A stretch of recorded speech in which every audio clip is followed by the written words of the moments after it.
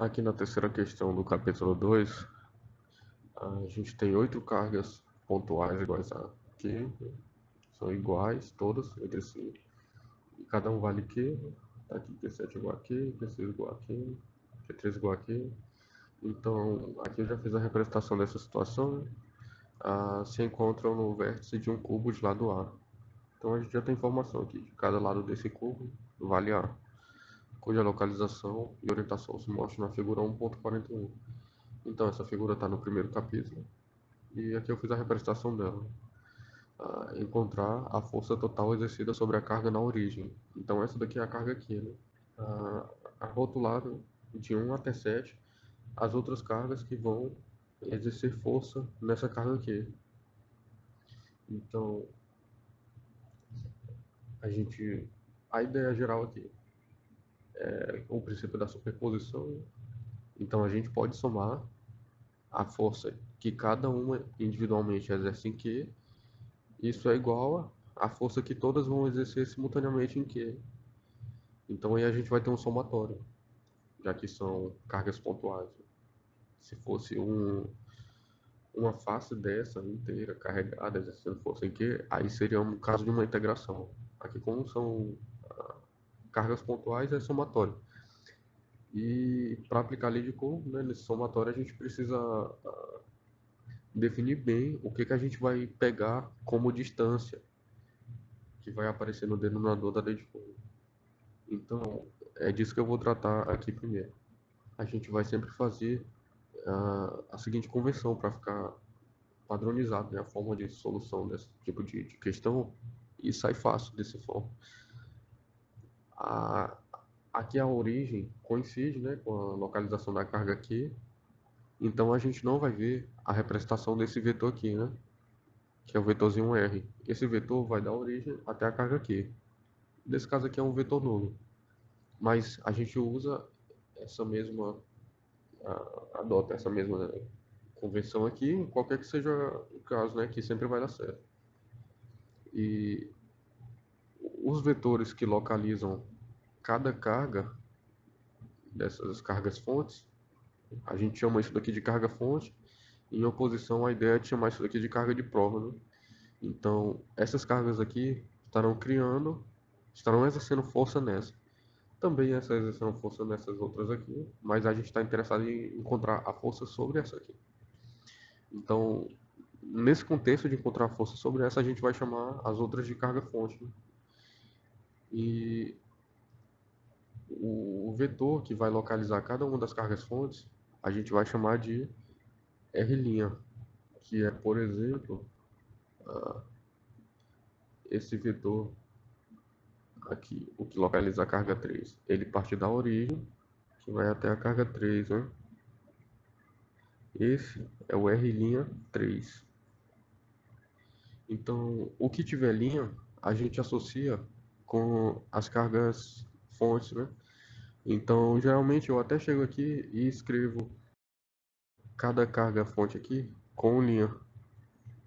Que 2 é igual a aquele, que 1 é igual a aquele. Só nesse caso que é específico que eu não coloquei aqui, porque o enunciado da questão no livro, ele fala que tem 8 cargas pontuais iguais, que talvez a ideia fosse falar aquele, e aqui tem havido um erro de digitação lá no livro, né? Porque esse tipo de convenção aqui, de colocar linha nas cargas fontes, é adotada pelo livro. Então, aqui a gente sabe, né, que onde tem que, a gente pode considerar que linha, já que eu fiz essa ressalva aqui no enunciado da questão. Então, esse R', nesse caso específico, em que essa carga que está sofrendo as forças está na origem, esse R' já vai ser a distância entre uma carga, entre a carga que está sofrendo a força e a carga fonte.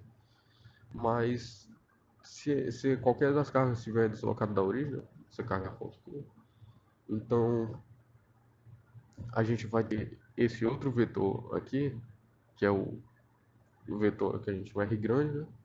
Que é a distância entre as duas cargas. Então, sendo o, o vetor que localiza a carga de fonte, a gente também coloca rótulo nesse vetor aqui, que ele vai variar, né? Ele vai ser a distância entre essa carga e cada uma das cargas de fonte, dependendo do índice que estiver.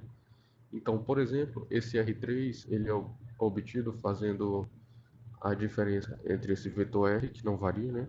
Que ele está só localizando da origem até a carga de prova, menos o R' índice 3, que é a carga de fonte número 3, né? Então isso aqui fica mais nítido, por exemplo, na primeira e na segunda questão, que as cargas estavam deslocadas da origem, tinha pelo menos uma carga deslocada da origem, então isso aqui fazia mais sentido.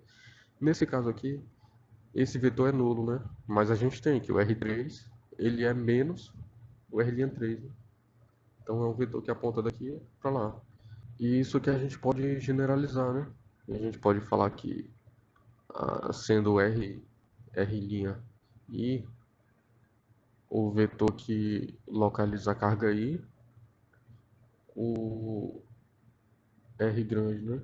Índice I vai ser igual ao R menos o R' I. E o módulo, por exemplo, de RI vai ser o módulo dessa diferença aqui, né? Esse I aqui vale para qualquer um desses números. E esse procedimento aqui, ele é independente da escolha com o que eu vou rotular, né? Se aqui eu chamar de carga 1 e essa de carga 2, ou refazer esse problema aqui chamando essa de carga 1 e essa de 2, o resultado vai ser o mesmo. Então outra coisa que a gente tem aqui é o versor, né? De RI, que ele é igual ao vetor RI sobre o módulo. Então, agora a partir disso, a gente pode partir aqui para a lei de Coulomb, né? E a gente vai ter essa notação aqui. A força da carga aqui vai ser igual ao somatório, né? Nesse caso aqui, de 1 até 7, são 7 cargas, né? Da força que as cargas QI exercem na carga Q. Então isso aqui é um somatório, né, de Q vezes QI na direção desse vetor R grande, porque ele é o vetor que dá a distância, né, entre as duas cargas. Nesse caso, ele está coincidindo em módulo, né, com esse vetor R' pequeno, já que aqui é nulo, né? Então, se a gente fizer nulo aqui, o R vai dar igual ao módulo de RI, né? Mas isso é uma coincidência nesse caso. Então, a gente tem que sempre usar o R grande para dar certo. E aqui, no denominador 4π ε0 RI ao quadrado, que é a distância ao quadrado entre essas cargas. Agora eu vou pegar essa distância aqui, eu vou expandir logo aqui do lado, e eu vou usar só essa parte aqui do versor, aqui nesse RI, né? Eu vou substituir esse versor RI por isso. Então a gente vai ter o Q, QI, no lugar do RI a gente vai ter R, vetor, né? E aqui no denominador vai ter 4π ε0, em vez de ser RI ao quadrado, a gente vai ter RI ao cubo, por causa dessa substituição aqui. Então aqui continua, né, de 1 até 7. Agora a gente vai tirar desse somatório o que não depender do índice I. Então a gente vai ter Q sobre 4π ε0. E agora aqui o somatório de I valendo de 1 até 7. Agora eu vou reescrever esse R aqui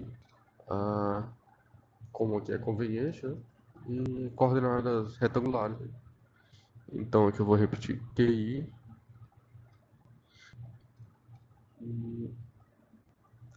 Um vetor qualquer no espaço, né? A gente escreve da seguinte forma: o x menos o xi, que um desses x corresponde ao ponto inicial do vetor e outro ao ponto final, na direção x, mais y menos yi na direção y, mais z menos zi na direção z. E esse daqui é o vetor R, né? Então agora a gente vai fazer aqui esse RI ao cubo, que essa outra parte aqui está aqui em evidência, né? Então esse RI ao cubo vai ser o seguinte: o módulo de R é cada parêntese desse aqui, ela vai dar ao quadrado, né? Então eu vou ter aqui um x menos o xi ao quadrado, mais y menos yi ao quadrado, mais z menos zi ao quadrado, certo? Então, aqui dentro desses parênteses mais térreos eu tenho um r, só que eu ainda tenho que fazer ele elevado ao meio, né? Então, agora aqui, dentro desses parênteses, até considerando a potência também. Então, isso daqui é um módulo desse vetor r aqui, né? E só que eu quero o cubo desse vetor r.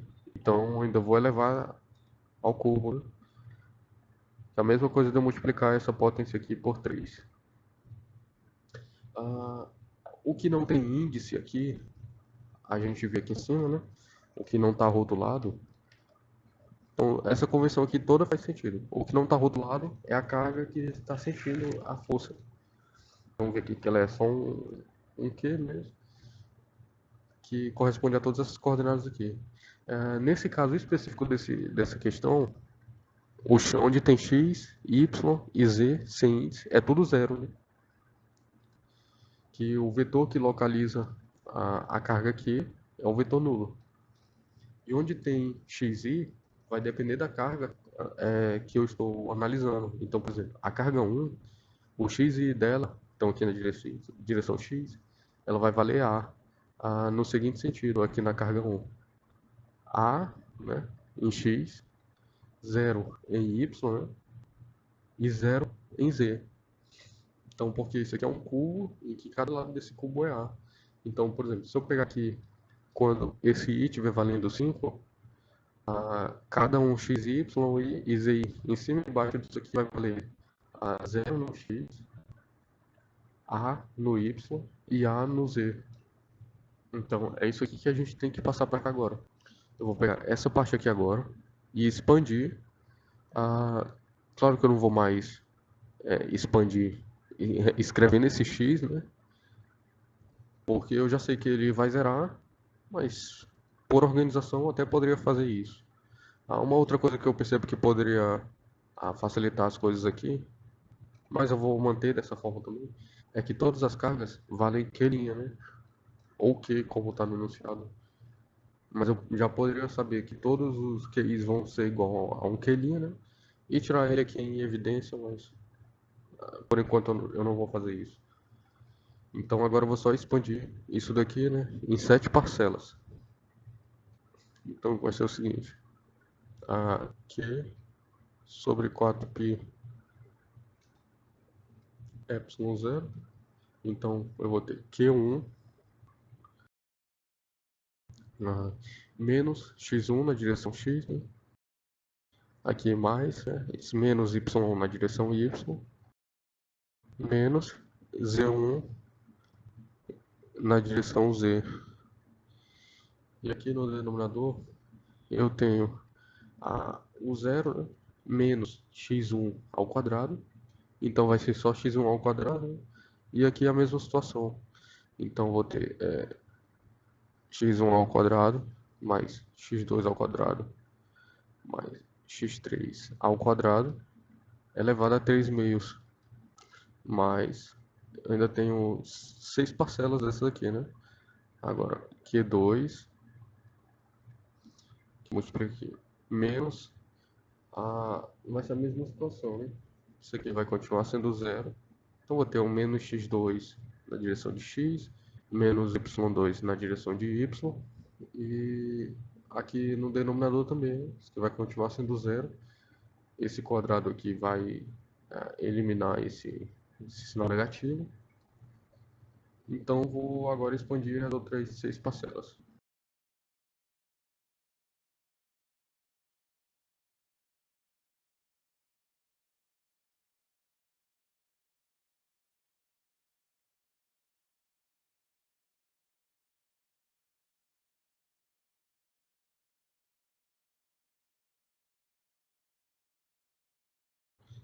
Agora eu fecho parênteses, né? E eu tenho expandido aqui as 6 parcelas, né? Então aqui agora eu posso chegar em cada uma dessa parcela e substituir o que eu tenho aqui de índice. Então, vamos concentrar aqui na parcela 1 primeiro. O x1 vale A, o y1 vale 0 e o z1 vale 0, né? Aqui da mesma forma. E o Q1 vale Q, porque todas essas cargas aqui valem Q, né? Então, o que a gente pode ver também é que em cada numerador a gente pode colocar sinal de menos aqui em evidência. E depois em cada parcela vai ter o sinal de menos. Então, nesse parênteses mais termo todo, a gente pode colocar o Q e o sinal de menos em evidência. Então, a gente vai começar aqui a próxima linha, né? Com menos. Esse Q aqui, agora o Q' e 4πy0. Agora, então, o x1 vale A, né? Agora tudo aqui é positivo, que eu coloquei sinal de menos aqui. Então, eu vou fazer essa substituição aqui no x1, né, que vai ser A na direção de x, mais 0y, mais 0z. E aqui também, né? Vai ter A ao quadrado, mais 0 ao quadrado, mais 0 ao quadrado, elevado a 3 meios. Mas, aqui não precisa do que, né? Que ele já está em evidência. E aqui agora no x2, eu vou olhar aqui qual eu usei para chamar de x2, quer dizer, do índice 2, né? Então, o índice 2 tem essas coordenadas aqui. Em x, ele vale A, que ele está deslocado aqui de A. Em y, ele vale 0.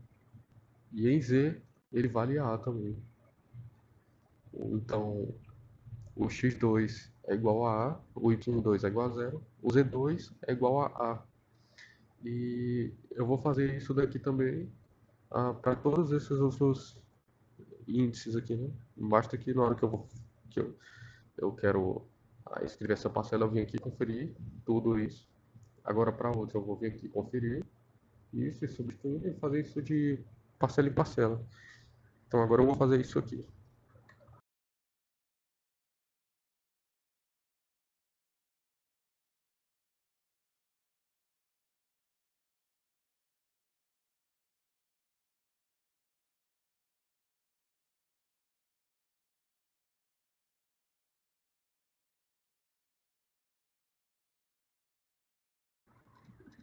Então agora que eu terminei de fazer essas substituições, né?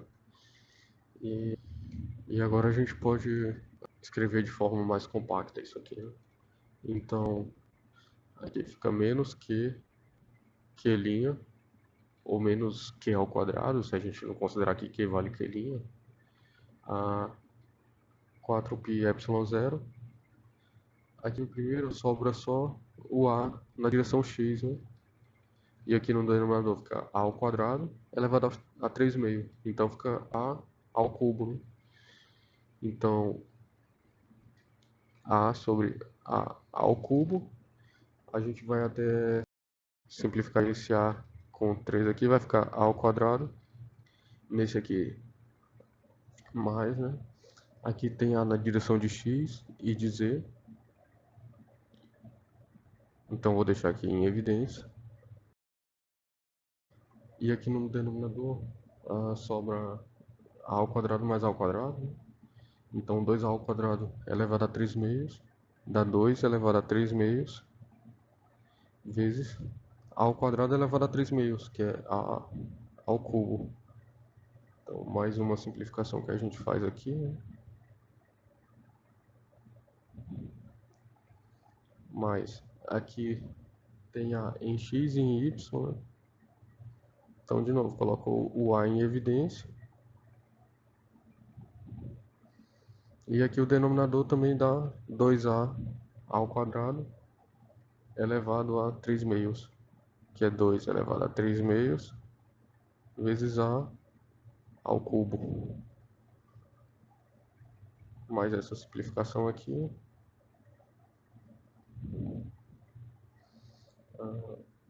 Então nessa quarta parcela, só o y que não é nulo, né? Então a y e o denominador é A ao quadrado elevado a 3 meios, né? Então A ao cubo.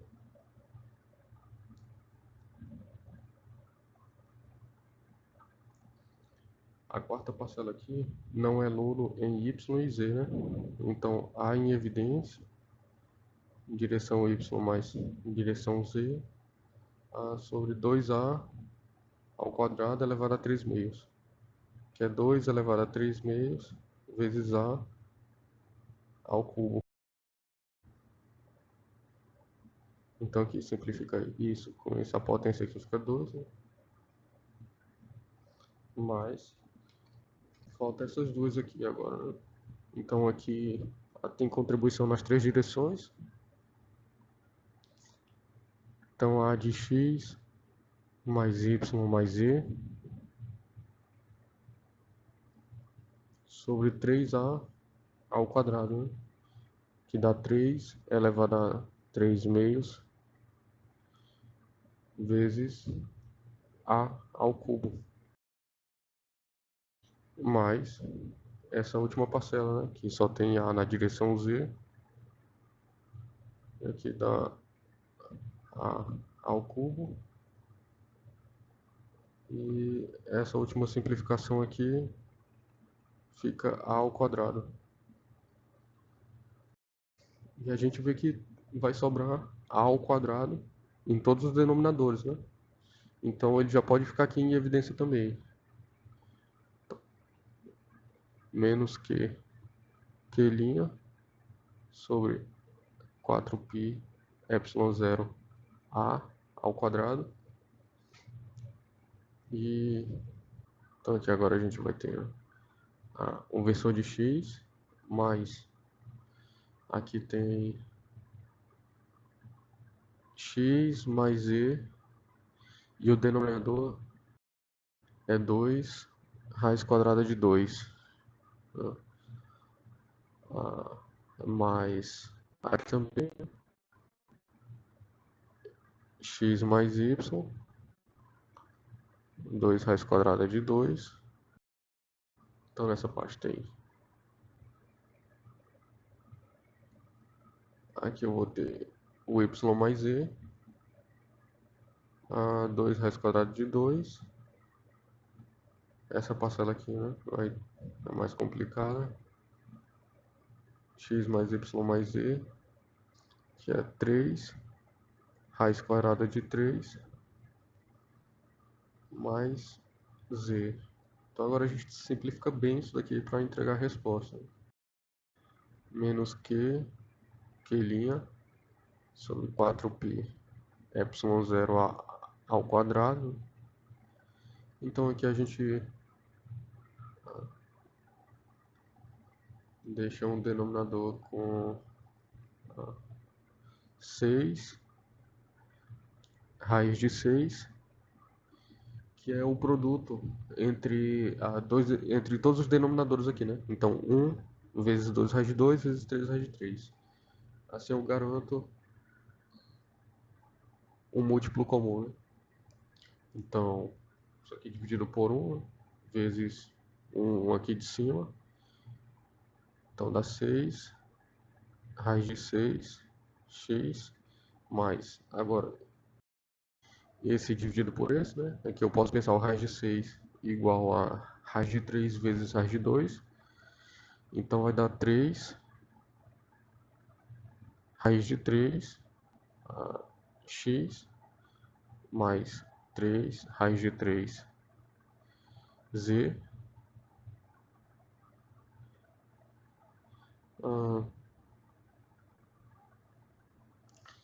Então nesse aqui é a mesma coisa, né?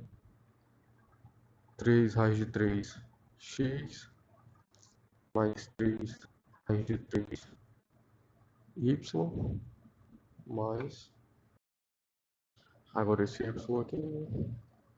Que é 6 raiz de 6 na direção de y, mais, aqui novamente, né? 3 raiz de 3 em y mais 3 raiz de 3 em z.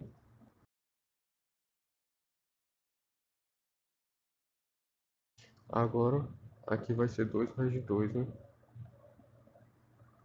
Então, 2 raiz de 2x mais 2 raiz de 2y mais 2 raiz de 2z, mais aqui 6 raiz de 6. Então, vou só recopiar aqui os 6 raiz de 6 mais centralizado, né? Então, vou deixar aqui menos q', por enquanto eu vou repetir essa parte. 4π ε0 ao quadrado. Então, deixando o x em evidência, eu vou ter 6 raiz de 6 aqui. A 3 raiz de 3 eu vou ter duas vezes, né? Então, 6 raiz de 6, a mais 6 raiz de 3 e uma vez aqui, né, o 2 raiz de 2. Então, na direção de y, eu vou ter aqui o 6 raiz de 6, né, uma vez, e 3 raiz de 3 aqui, 3 raiz de 3 aqui, duas vezes, né? Então, mais 6 raiz de 3, mais uma vez que aparece aqui, 2 raiz de 2. E em z vai aparecer a mesma coisa, né? Tem uma vez aqui o 6 raiz de 6, tem duas vezes o 3 raiz de 3 e uma vez o 2 raiz de 2, né? E o denominador aqui, né? 6 raiz de 6. Então agora eu posso colocar isso daqui sobre isso em evidência, né? A gente está se aproximando aqui da resposta final, como consta no final do livro do Wagner. Então 4π ε0 ao quadrado vezes 6 raiz de 6 mais 6 raiz de 3 mais 2 raiz de 2 sobre 6 raiz de 6, né, que multiplica a x mais y mais z. Então, esse número aqui é irracional, né? E se nós tentarmos apresentá-lo com casas decimais, ele vai ter infinitas casas decimais e começa com 1.899. E então a gente considera isso daqui como 1.90, porque é assim que está a solução atrás do livro, né? Menos 1.90 e, e na solução apresentada, que o livro só apresenta a solução das questões ímpares, né? Não tem diferença entre o Q' e o Q, então a gente fica com Q ao quadrado sobre 4π ε0 ao quadrado vezes x mais y mais e. Essa daqui é a resposta final.